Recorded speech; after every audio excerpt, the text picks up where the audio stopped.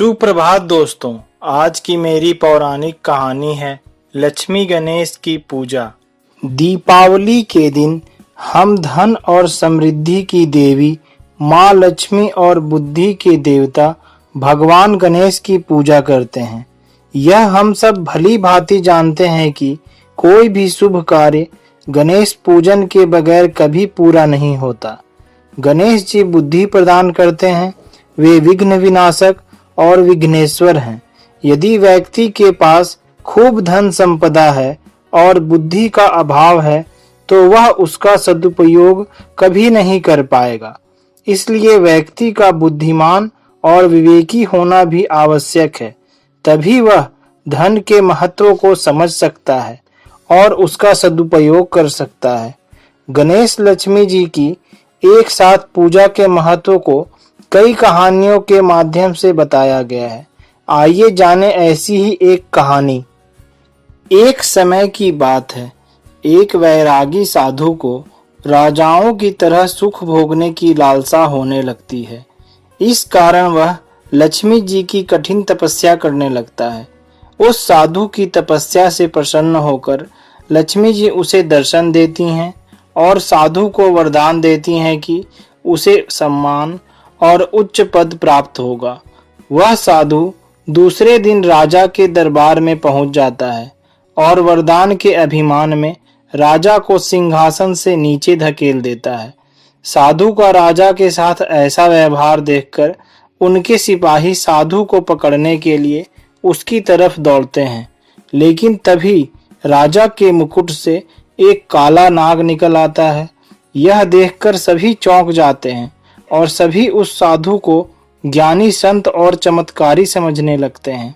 वहां दरबार में मौजूद सभी उस साधु की जय जयकार करने लगते हैं।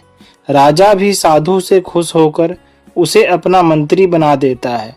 साधु के मंत्री बनने पर राजा उसे निवास के लिए एक महल दे देते हैं, जहां वह पूरे शानो शौकत के साथ रहने लगता है। कुछ समय बाद एक दिन साधु राजा का हाथ पकड़कर उसे दरबार से खींचते हुए बाहर ले जाता है।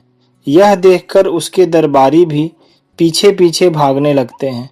सभी के दरबार से बाहर निकलते ही भूकंप आ जाता है, जिससे महल तुरंत ही खंडहर में तब्दील हो जाता है। अब तो सबको लगने लगता है कि साधु बहुत ही ज्यादा ज्ञानी है और अपने ज्ञान के ही कारण उन्होंने सबकी जान बचाई है। इसके बाद साधु का सम्मान और बढ़ जाता है। यह देखकर साधु के अंदर घमंड की भावना जागृत हो जाती है।